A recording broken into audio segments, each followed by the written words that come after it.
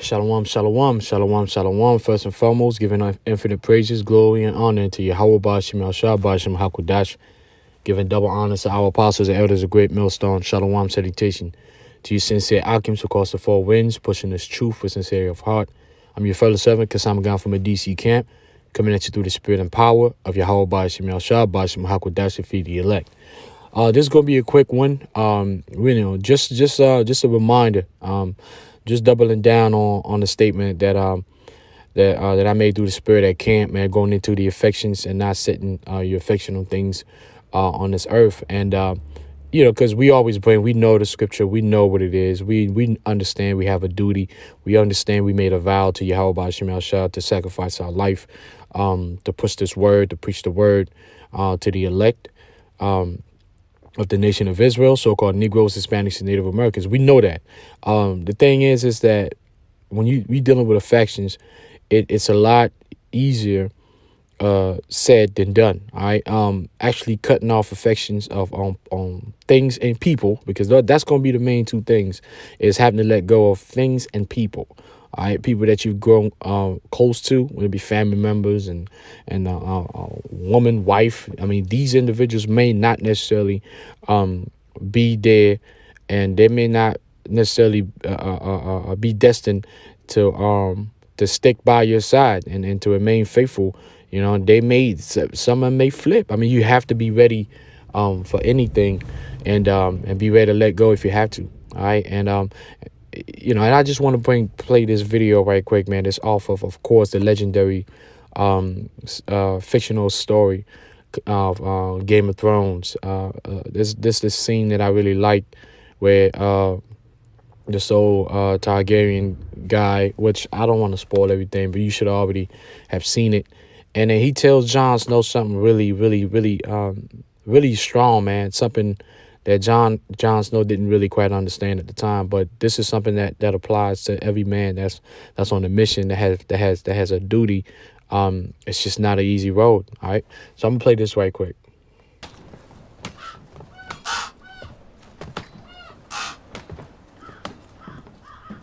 Sam said you wanted to see me. I did indeed. Perhaps you'd be kind enough to assist me. Tell me, did you ever wonder why the men of the Night's Watch take no wives and father no children? No. So they will not love. Love is the death of duty. If the day should ever come when your Lord Father was forced to choose between honor on the one hand and those he loves on the other, what would he do? He would do whatever was right, no matter what. Then Lord Stark is one man in 10,000. Most of us are not so strong. What is honor compared to a woman's love? And what is duty against the feel of a newborn son in your arms? Or a brother's smile? Sam told you. We're all human. Oh, we all do our duty when there's no cost to it. Honor comes easy then. Yet, sooner or later, in every man's life, there comes a day when it is not easy.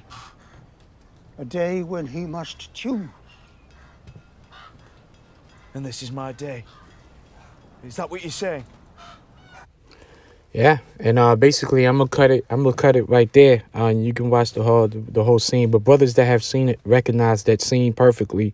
And then this is something that I want to expound on when it comes to the duty and the sacrifice that we need to make. And he said it's a lot easier to uphold honor and duty when you don't have these attachments. You know what I'm saying? It really just is. But the reality is that, Yahweh B'Shem Yahshua wasn't going to make it easy for us. So, he did allow us to build attachments, affections to things, to people, whether it be wives or children, something material, So we all have certain affections that we were allowed to to get accustomed to. But those affections are set up, but then they also, a lot of them, they're set up to be taken away. All right. And to see how you will react to that. That's why I brought the example of Abraham. Abraham had, he hadn't had a son. It was a whole lot easier to be faithful that whole time, which Abraham stayed faithful. But his faith really got tested when he was given something to be, to grow affection, an heir. All right. And then he was given time to grow and love this heir. And then he was asked to let go. And then he had to do what he had to do. And then the Most High stopped him when he saw that he was still going to go through it. So it's very important. It's going to be hard. It's going to be hard. So you have to be ready to make the tough decision, because that day is soon approaching where we're going to have to make that tough decision. All right. So let me get on the precept. This is 1 Corinthians chapter 7, verse 31. It says, "And they that use this world and is not abusing it, for the fashion of this world passeth away. But I will have you without carefulness. But without carefulness, he that is unmarried careth for the things that belong to the Lord, how he may please the Lord." So if you're not unmarried, and that marriage right there, of course, in the scripture is speaking about being married to a wife, girlfriend, that affection that you have, children that you may have with the woman, but I would go beyond that. I would go beyond just the attachment to a woman. Yeah, the woman is by far the greatest downfall of a man. When you start loving, because you could love your woman, but you can't be in love with her when you dedicate your time and you really, you put her in this, you got to make sure she's okay. And your duty becomes making sure she's okay. You can't do that, because then your duty to Yahweh Shemel is going to die. All right. That hunger, that dedication and desire to please Yahweh Shemel is going to die. That's exactly what the Targaryen old dude said, that love is the death of duty. Right. Because love is sacrifice. To love, you got to sacrifice something to give something. So what are you sacrificing?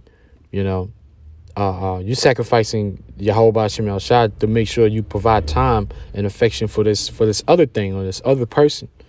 All right. And these are things that when the time comes and you got to make the harsh decisions, it's going to be hard, but it's always meant to be like that. You just got to prepare yourself to have to let go if it comes down to it, which it will come down to it depending on what it is or who it is, and we all have affections.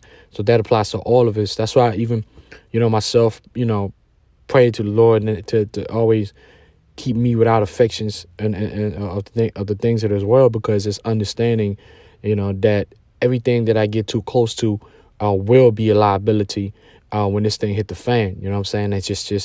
That's just the reality of the condition of the battle. All right. It says, but he that is, verse 33, but he that is married careth for the things that are of the world, how he may please his wife. All right. And like I said, I'm going beyond just the wife. Because anything that you're married to, you could be married to your house. You could be married to your car. You could be married to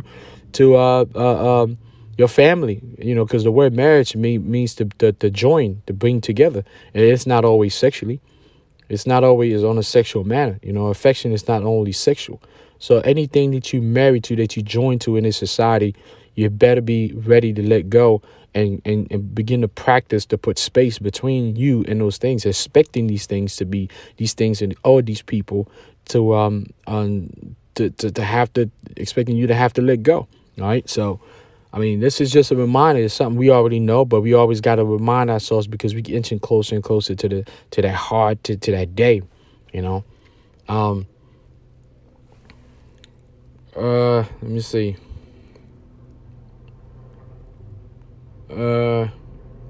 But Paul spoke about that, man. So you're going to have a wife, you're going to have all these things. Act as if you don't have. If you have a wife, act as if you don't have a wife. If you have children, act as if you don't have children. Does that mean you mistreat them? No, it's called balance. It's understanding that it's putting everything in a priority, everything in this bubble.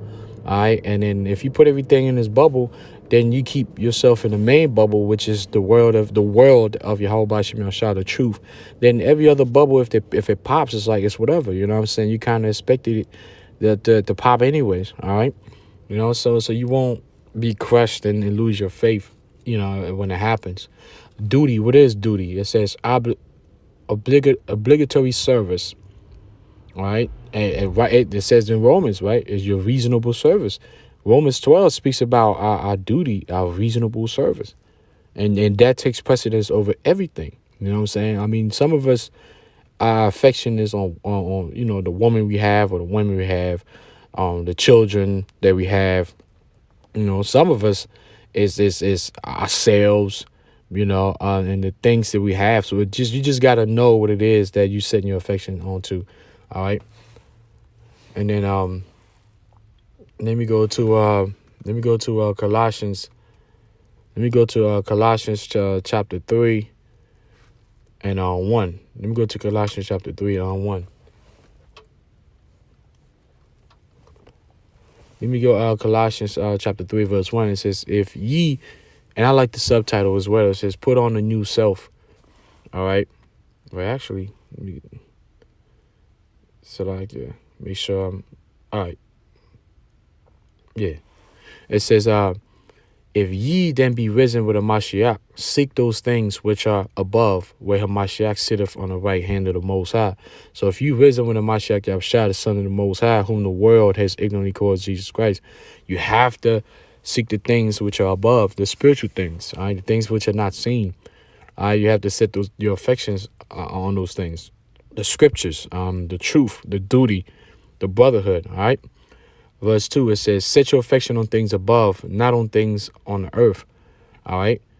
For ye are dead, and your life is hid with a Mashiach Yahushua. So in this world, you're dead. So all these things that seem enjoyable now it's really vain. It's not really tangible.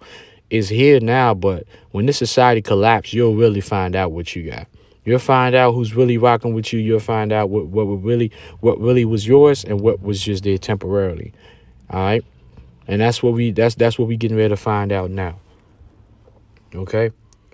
2 Timothy 3 and 2. For men shall be lovers of their own selves. And this is the balance. All right. In the last days, it says men shall be lovers of their own selves. That's an affection as well.